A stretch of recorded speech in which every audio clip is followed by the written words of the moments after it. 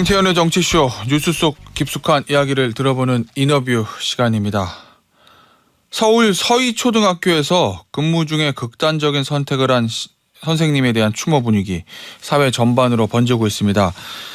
교사들은 주말에도 고인의 사인이 개인적인 사유에만 있는 것은 아니다며 5천여 명가량 모여서 추모 집회를 갖기로 했는데요. 서울교사노조가 이 서희초 교사들의 제보와 증언을 모았다고 합니다. 김희성 서울교사노조 부대변인과 전화로 연결해서 어떤 의혹들이 존재하고 남은 과제는 무엇인지 짚어보도록 하겠습니다. 선생님 안녕하세요. 네, 안녕하세요. 자, 이 선생님의 안타까운 죽음을 두고 이 학교 폭력과 관련된 민원 이것과 상관관계가 있다는 소문들이 좀 있는데 학교 측은 좀 부인하는 것 같지만요. 동료 선생님들의 증언도 지금 취합하셨다고요? 네. 선생님들은 뭘 하시던가요? 저희가 지금 사건 초반에 굉장히 카더라지 소문이 굉장히 많아서 예. 좀 신빙성 있는 제보들을 모으려고 노력을 해왔고요. 이미 여러 차례 조합의 보도를 통해서 밝혔지만 일단은 학교폭력을 신고된 사안이 없었을 뿐 분명히 이제 학교폭력과 관련돼서 즉 학급에서 아이들 간의 갈등이 있었고 이로 인해 고인께서 이제 일종의 민원을 받았다라는 사실까지는 저희가 분명하게 확인을 했고요. 예. 이것은 이미 밝혀진 학교 입장문에서도 어느 정도 밝혀진 것과 일맥상통한다. 그리고 저희가 그 외에도 저희가 낸 보도를 좀 증명할 만한 제보들은 이미 많이 확보를 해놓은 상황이다라고 답변드릴 수 있을 것 같습니다. 그 서희초등학교에서는 공식적으로 학교에 접수된 학폭은 없었다라고 얘기는 했는데 그게 학교 측에 공식 접수만 안 됐을 뿐이지 그 학급 내에서는 그런 일이 있었다 뭐 이런 취지신 거죠? 네. 그럼 구체적으로 그 학폭의 가해 학생이나 피해 학생들이 그 돌아가신 선생님에게 그 부모들이요, 가해 학생의 부모나 저 피해 학생의 부모가 어떤 식으로 예를 들면 요청을 하고 요구를 하고 이런 것들이 있었는지도 파악이 되신 건가요? 네, 저희가 일단은 학생들 간의 갈등이 아주 큰 갈등이었던 것을 보고 있지는 않는데요. 예. 아무래도 이제 1학년 학생들이다 보니까 조금 부모님들이 좀 더 크게 이제 반응을 하셨을 수도 있겠다. 이런 부분은 좀 추측이 되고요. 네. 어쨌든 학교에 오셔서 이야기를 나누는 과정에서 아무래도 이제 아이들 간의 갈등이 끼어 있다 보니까 그런 이제 것의 화살이 담임 선생님께도 일부 좀 향했던 것으로 그런 식의 발언이 좀 있었던 것으로 확인을 하고 있습니다. 자, 우리 노조에 제보를 했던 서희초등학교의 한 선생님께서 학교 차원에서 함구하라고 해서 그냥 있다 뭐 이렇게 증언했다고 하는데 맞습니까? 네. 그런 이야기 제보를 받은 바는 있습니다. 자, 그럼 그 내용은 뭐예요? 그러면 학교에서 뭔가 숨기고 있다는 얘기인 건가요? 그렇게도 볼 수 있는데요. 저희가 뭐 교장 선생님의 입장을 정확하게 들은 것이 아니라서 조금 조심스럽지만 아무래도 이렇게 학교가 계속 언급이 되는 것들이 또 저희가 보았을 때는 또 다른 민원이나 또 다른 갈등의 양상으로 좀 퍼지는 부분들도 있어서 지금 사실 저희가 학교를 추모 장소로 사용을 처음에 이제 하기를 요구했을 때도 사실 민원이 일부 있었던 걸로 이미 보도가 된 바가 있잖아요. 네. 그런 부분에 있어서 아마 미리 겁먹고 미리 좀 조심하는 그런 식의 생각을 먼저 하셔서 사실 말하지 않았으면 좋겠다라고 이야기를 하셨던 것으로 일단 보고 있는데요. 네. 아무래도 그런 부분에 대해서 선생님들이나 다른 분들은 이제 좀 답답함, 시원하게 이야기해줬으면 좋겠다라는 생각이 들었을 수 있을 것 같습니다. 이 문제를 대하는 서희초등학교의 어떤 자세라든지 입장에 대해서는 어떻게 보고 계신가요? 일부 좀 논란을 가속화한 측면이 좀 있다고 보고요.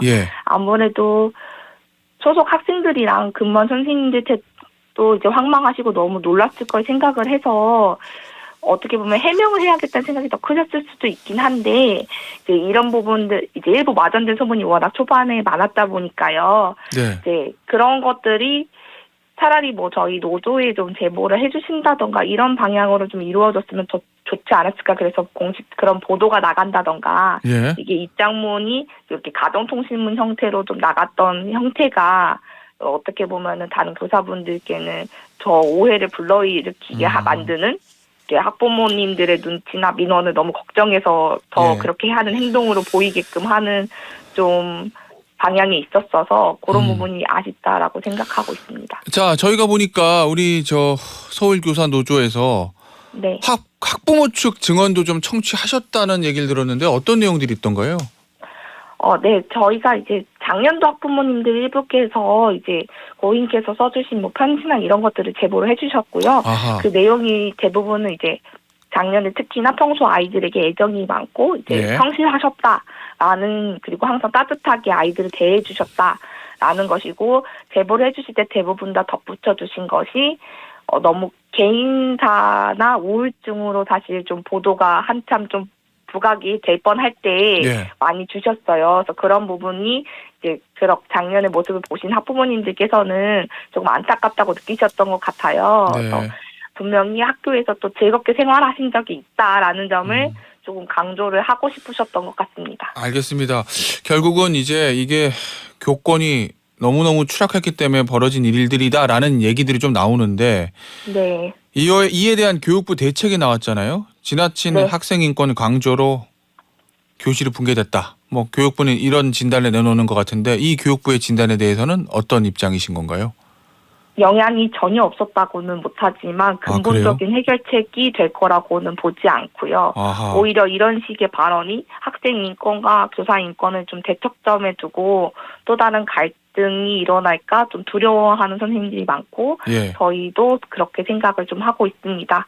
그래서 이런 사태에 영향이 전혀 없진 않겠지만 본질적인 문제는 그렇게 학생 인권이 강조되면서 교사들의 권한은 아예 손발을 묶어버린 것에 있기 때문에 학생 인권도 중요하게 생각을 하는 기조를 가져가면서 교사들에게 정당한 권한을 사실 줄 수 있어야 마는데요. 이게 마치 둘은 어느 한쪽이 커지면 다른 쪽은 작아져야 되는 것처럼 보는 시선 자체가 어떻게 보면 이 사태의 가장 고질적인 문제라고 보기 때문에 지금 계속 선생님들이 제안하는 것은 지금 과도한 아동학대법, 학교폭력 관련 법들 이런 것들 함께 손봐야지만 도움이 되지, 이렇게 학생인권 조례를 고친다 이런 것은 실질적으로 현장에는 도움이 안 된다라는 입장입니다.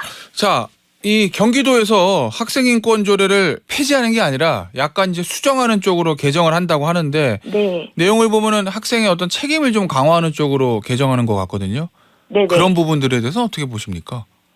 그러니까 그렇게 하는 것도 어떤 의도인지는 이해되지만 그렇게 하면서 교사들에게 그것을 지도할 수 있는 권한을 함께 주어야, 그리고 그렇게 지도를 했을 때 지금처럼 아동학대법으로 의거해서 고소당하거나 혹은 과도한 학부모 민원을 받았을 때 보호할 수 있는 장치가 있어야 실효성이 있는데 학생인권 조례만 고쳐서는 아무 실효성이 없다.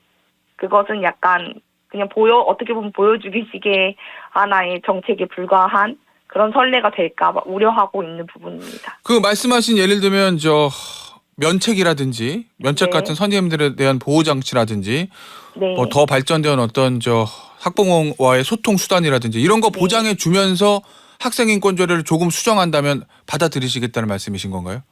네, 저희가 지금 수정하지 말아라 뭐 그런 부분을 이야기하는 것이 아니라 마치 이게 학생인권 조례가 문제인 것처럼 사실 계속 보도가 되면은 아까 말씀드렸던 본질적인 해결책으로 저희가 제안하는 민원으로부터의 보호나 뭐 과도한 아동학대 신고로부터의 보호는 정작 정책의 중앙에 지금 오지 못하는 그런 식의 보도가 더 커지는 부분 때문에 그 부분을 우려하고 있다라는 말씀을 드린 거예요. 알겠습니다. 오늘 전화 인터뷰는 여기서 마무리하도록 하겠습니다. 지금까지 서울교사노조의 김희성 부대변인이었습니다. 감사합니다. 네, 감사합니다.